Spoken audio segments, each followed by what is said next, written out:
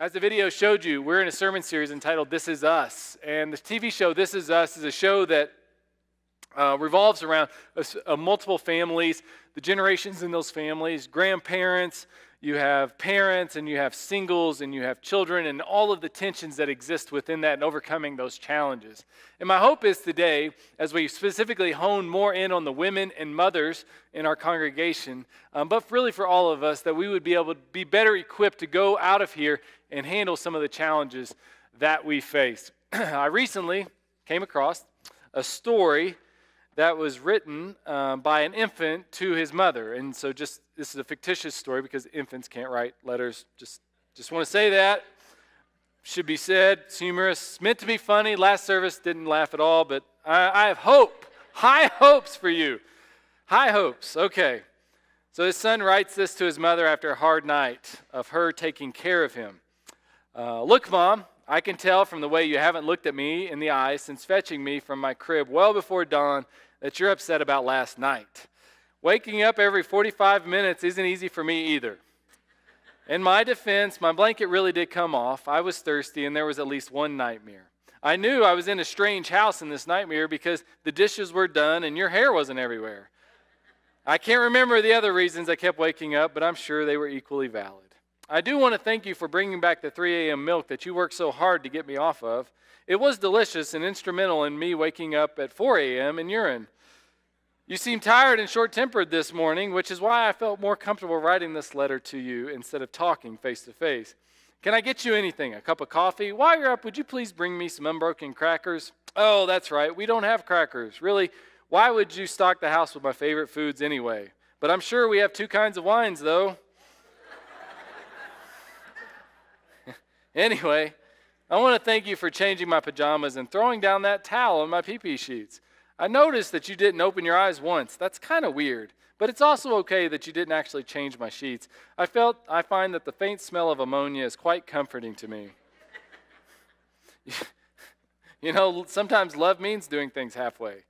I mean, I know another mama or grandmother might have done it differently, but you just do you.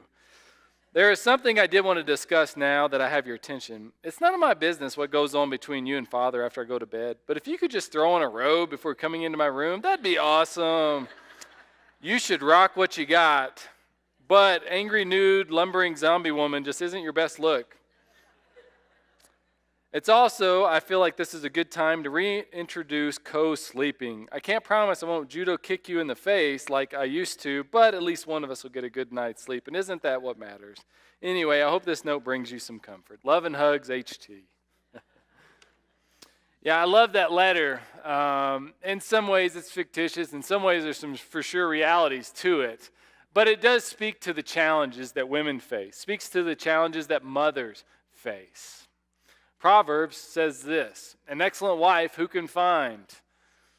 Another translation says a wife of noble character who can find? Another translation says a good woman is hard to find. And why is that? Because it's hard to be a woman, and it's hard to be a mother. And I hope that if nothing else out of the sermon today, that the women in this room, you feel encouraged, you feel some empathy or sympathy towards the situations that you're in as you're attempting to raise young families, as maybe you're attempting to maybe even raise grandchildren or pour into grandchildren or connect with your children as they're getting older, teenagers, or even beyond that. We want you to be encouraged. And as I was reading this past week, I found that there are just some challenges that women face that I was in many ways completely oblivious to, or at the very least had like a I was slightly in touch with. One of the challenges that women face from our culture today is that you are very underappreciated. There's a website that's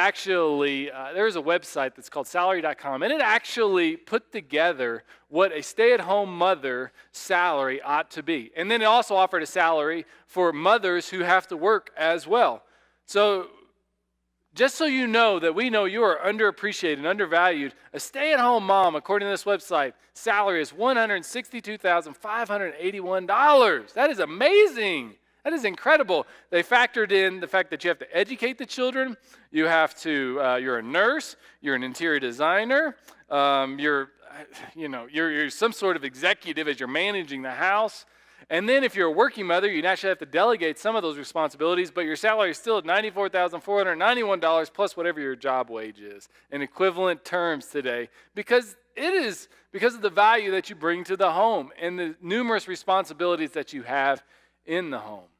Now, this really sunk in for me as I was reading a couple of articles, and a person in one of those articles made the point, and he said, the person in the article made the point that many employers today do not fully appreciate how much work a mother does. And he made this contrast that helped me to understand this. What was said was, imagine that you have a mother that's an employee of yours. They work 30 to 40 hours doing whatever job you have them to do. And imagine they do a good job at that, okay? They also are responsible for packing lunches, making sure kids get in school on time, making sure kids get picked up on time, making sure kids get to extracurricular activities, making sure that they have all the supplies that they need for extracurricular activities, making sure dinner's done, making sure homework's done, making sure showers are taken, and making sure the kids get into bed on time.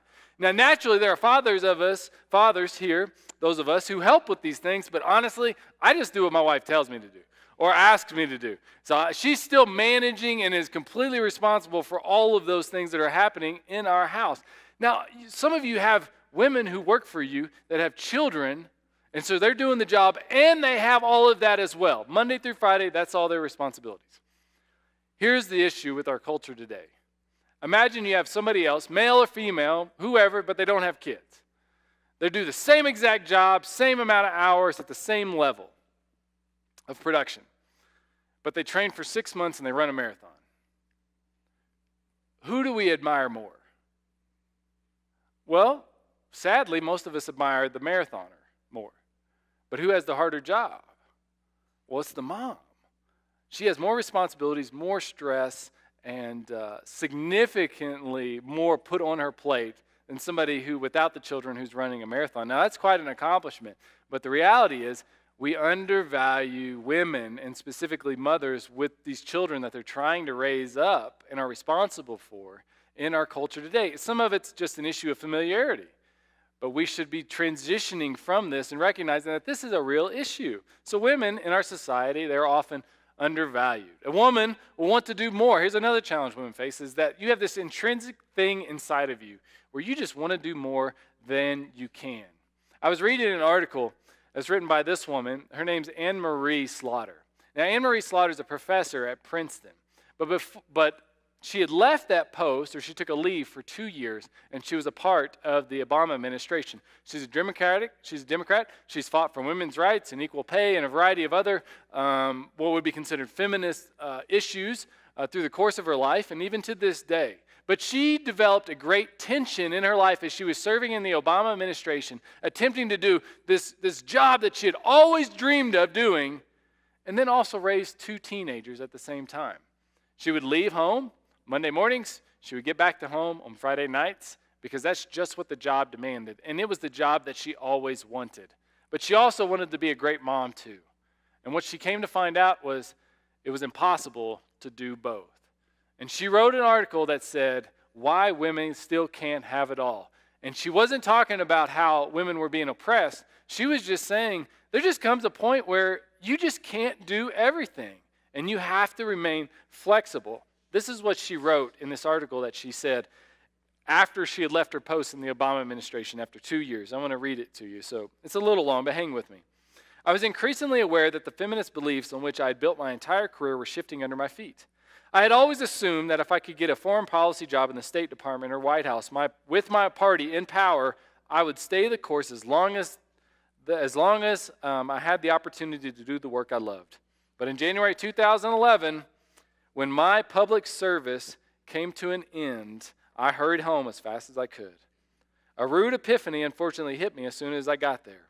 When people asked why I left the government, I explained that I'd come home not only because of Princeton's rules, which she could have lost her tenure there. She still would have been allowed to be a professor. She just wouldn't have had the tenure. She said, I didn't come home just because of that, but also because of my desire to be a great mom and to be with my family. And I concluded that juggling a high-level government job with 2 teenage boys was just not possible. I routinely got the reactions from other women my age and older that ranged from disappointment. They would say things like, it's such a pity that you have to leave Washington, to condescending. They said, I wouldn't generalize from your experience. I've never had to compromise what I was doing. The first set of reactions, Mrs. Slaughter said, were bothered her because there was this underlying assumption that my choice was somehow sad or unfortunate. She said that was irksome. But it was the second set of reactions, those implying that my parenting or my commitment to my profession was substandard, that triggered a blind fury in me.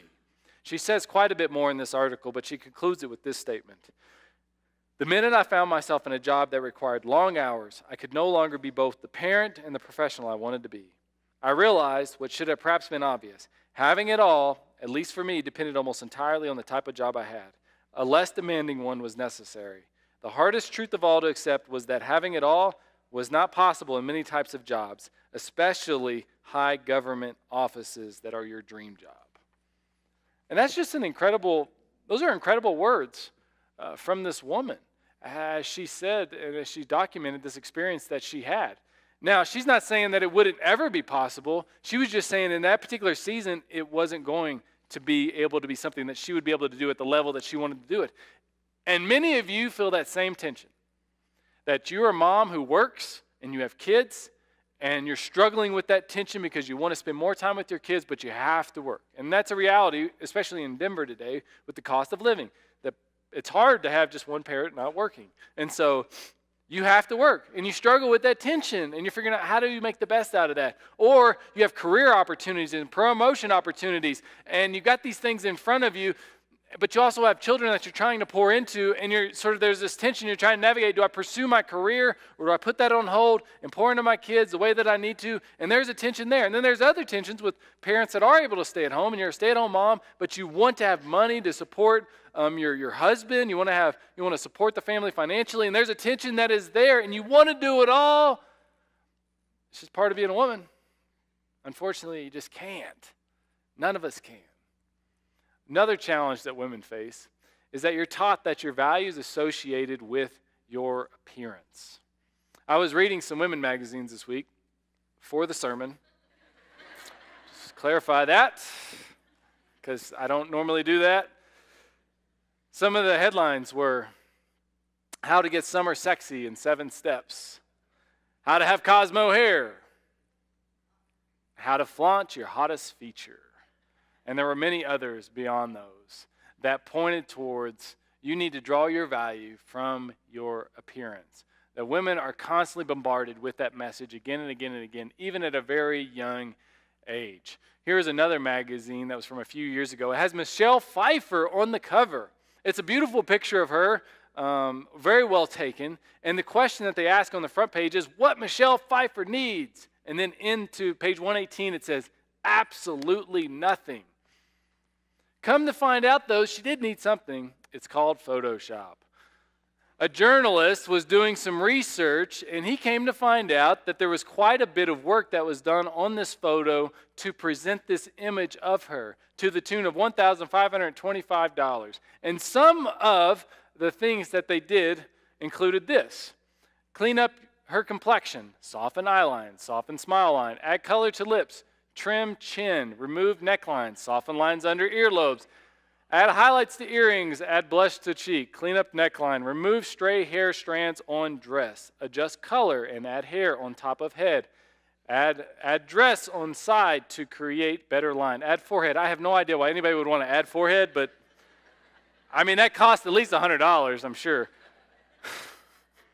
Add dress on shoulders. Soften neck muscles a bit. Clean up and smooth dress folds under arm. I mean, it's just unfortunate that this message gets communicated to so much of our culture that your value is associated with your appearance, but so many of the appearances being communicated to you aren't even realistic. I mean, they're being doctored at best. It's so incredibly sad. And that is true of women, that the pressure put on you to get back to your pre-baby, once you give birth to a child, or once to get back as soon as you can to your pre-pregnancy weight, like in 30 to 45 days. Like that is so impossible to do without special trainers and nannies and all kinds of other stuff. And it's just odd and it's strange, and that's the society we live in, and it shouldn't be that way. And so what are our responses to these challenges? For men, for women, for mothers, for non-mothers, and for all of us, some great lessons for us to live by, in my opinion, for our families. Number one is this, is to live for an audience of one. The Bible tells us this when it comes to living for an audience of one. Am I now trying to win the approval of human beings or of God? Or am I trying to please people? If I were still trying to please people, I would not be a servant of Christ. And Paul basically says, look, when it comes to who you're supposed to be living for and who you're supposed to get your value from, it's meant to be God. It's not meant to be what your mother thinks of you, your father thinks of you, and that puts a lot of pressure on you. It's not meant to be your neighbors, strangers that you see in grocery stores, that we shouldn't be affected by other people's opinions if we're truly living for an audience of one. But often we'll compare ourselves to other people. And we shouldn't do that either. 2 Corinthians chapter 10, verse 12 says, we do not dare to classify or compare ourselves with some who commend themselves. When they measure themselves by themselves and compare themselves with themselves, they are not wise. Like, it's just not wise for a mother who's having her fourth kid to compare herself to a mother who just had her first kid. It's just like totally different worlds, all right? But what happens is we compare ourselves with ourselves, and we start to feel bad and awful because of that. But you're not living for those other people. You got to live for an audience of one. And our relationship, and here's where this becomes so significant for us, is our relationship with God. Is it based on what you do? No. It's based on what Jesus has done for us. And he reached out to us. And through that we find value. And these types of statements right here should resonate with us. Should resonate with some of you. That God doesn't think less of you if your kids misbehave in public. If you're living for an audience of one, now you might, if you're living for other people, like you're just going to be tore up if you have little kids because they're just going to do that in public. But God doesn't think less of you if your kid misbehaves in public. God doesn't think less of you or love you less if you go to bed with dirty dishes in the kitchen. So I'll throw those words on there because that'd be weird to go to bed with dirty dishes. I mean, that's strange. You know what I'm saying? So in the kitchen. God doesn't think less of you if you decide you're going to fix a frozen pizza for dinner. God doesn't think less of you if you wear sweatpants and no makeup out in public. God doesn't think less of you if your house is painted in last year's colors or you're wearing last year's clothes. If you do any of these things, does Jesus become less of a savior for you? No, of course not. And that's the value of living for an audience of one.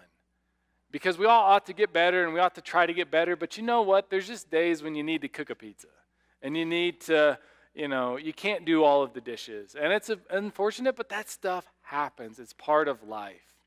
Another thing that we ought to do, that we ought to remember is this, is that we need to be flexible with your seasons of life. If there are just some seasons where you're going to focus on some things, and then there are other seasons where you're going to focus on other things. So important for all of us. There was a band that wrote a song about this called Turn, Turn, Turn. The band's name is The Byrds. I did research on this. There really was a band named The Byrds, and this is them right here. Eons ago in 1965, I got to have some fun. Come on, long time ago in a galaxy far, far away, they wrote a song that was actually a ripoff of Ecclesiastes chapter 3. They just put some good music to it. It became an international hit. They didn't give God, I doubt they gave God any royalties, but Ecclesiastes 3, they wrote a song about these words that were written there in this passage of Scripture. It says this, there is a time for everything and a season for every activity under the heavens, a time to be born and a time to die, a time to plant and a time to uproot, a time to kill and a time to heal, a time to tear down and a time to build, a time to weep and a time to laugh, a time to mourn and a time to dance. A time to scatter stones and a time to gather them, a time to embrace and a time to refrain from embracing. A time to search and a time to give up, a time to keep and a time to throw away, a time to tear and a time to mend, a time to be silent and a time to speak, a time to love and a time to hate, a time for war and a time for peace. A time to build up your career, a time to maybe focus more on raising your kids, a time to get really healthy, and a time when you just realize, I'm not going to be able to spend as much time at the gym as I used to. We got to be flexible with the seasons of life. Coming back to Anne Marie Slaughter, there was a quote that she shared in that article that specifically spoke to professional women. And many of you are that. And those of you who have kids, or maybe you will have kids one day, maybe you'll resonate with some of her words. She says this, before I read this to you, she basically says that there needs to be a transition in the success curve from what it is to what it is now in our world today. She says we live by a 1950 success curve that has everybody retiring in their mid-60s, and you get kids at a certain age, and she goes through a few different variables. But she says all of that needs to change, and the women need to accept it, and men need to accept it as well too. She says this, assuming the priceless gifts of good health and good fortune, a professional woman can thus expect her working life to stretch some 50 years, from her early to mid-20s to her mid-70s. It is reasonable to assume that she will build her credentials and establish herself between 22 and 35. She will have children sometime between 25 and 45. She'll want to maximize flexibility and control over her time in the 10 years that her children are 8 to 18. She says that because there's just going to be a season there where the time with your kids is going to come to an end, and she's saying you're not going to be able to, the best thing in her opinion, again this is her opinion, is to focus on the kids during that season and not as much on the career during those years. She goes on, women who have children in their late 20s can expect to immerse themselves completely in their careers in their late 40s, with plenty of time still to rise to the top in their late 50s and early 60s. Women who make partner, managing director, or senior vice president, get tenure, or establish a medical practice before having children in their late 30s should be coming back online for the most demanding jobs in their late 40s as well. And she basically just says everything has seasons. That's what she's telling us here, that you just can't go hard at it all of the time. If you do, you're just going to be wandering through life and realizing that you're going to have some things that you're not going to do as well as you should have, as well as you want to. You're going to look back with some regrets on some things that you should have managed differently. I'll even tell you how this applied to me just this last week, because there's even seasons within a week. Friday for me is my day off. I get lots of emails. I have lots of things that I can still work on. There's always things that I leave on my desk that I need to get done. Now, I can try to squeeze in 30 or 40 minutes to work on those things on my Friday, or I can do what the actual purpose of my Friday is, which in my case, it's to connect with my kids. And so this last Friday, while my wife and I were talking, and I said, hey, you had a good productive day today. And she said, I did not have a good productive day. And then I said, but you did these 6 things. But, again, that's a woman thing. You never feel like you're productive enough. And so I'm trying to affirm her and say, no, you did a lot of stuff. You had a really good day. Don't worry about that. And she said, well, what about you? Did you have a productive day? And I said, yes, because I got to connect with Virginia. And she's my youngest. And that's the purpose of that Friday, is that I need to be making sure that I'm making these positive interactions and connections with her as she's growing older. Now, I could neglect that and focus on some other things that I do here or wherever and really fall short on that responsibility, but I have to realize that there's a purpose to each one of these seasons, whether it's weeks or months or years or decades. And that's the heart behind what she is saying here. And that needs to be the heart behind our lives. As you assess yourself, where are you at in the season of life that you're in? Some of you need to put some things on hold. Maybe it's even on hold with your kids because you got to care for aging grandparents or aging parents right now. I know that's the case with some of you. Some of you have special needs kids, and you're trying to tend to them, so you're naturally not going to be able to put as much time towards a career maybe as you would want to. But maybe there'll come a point where that special needs child can live on their own, or you get them to a place where they can live with somebody else, and then you're kind of moving, and then you can focus on some other areas of your life. What is the purpose of where you're at right now in your season of life? And maybe for you it is your career, and man, you're in a place where you can just go full bore at it. Maybe for you, you're retired, and you're starting to wonder, like, well, where do we travel? What are some things that we can do that we put off doing? Those are things to consider. How can we have those meaningful connections now with grandkids? Those are important things for you to be considering. I was talking with my in-laws when my father-in-law, he retired in his early 60s. He was 63 or so when he was able to step away from what he was doing. And they wanted to travel and do some things. But then they also wanted to make sure they were spending good time with their grandkids. And they said, we probably have 10 to 15 years of good health left. We need to take advantage of the time that we have. And some of you need to do that. And I would say for you moms or women, wherever you're at in that season, maybe you're going to be a mom or maybe you are already a mom, quit putting so much pressure on yourself to do it all, because there's just got to be flexible with these seasons of life. The third lesson, embrace that you were wonderfully made. Again, the society puts so much pressure on us to be more beautiful or to be more attractive than we are. But the Bible tells us this in Psalm 139. For you created my inmost being. You knit me together in my mother's womb. That's what David said. I praise you because I'm fearfully and wonderfully made.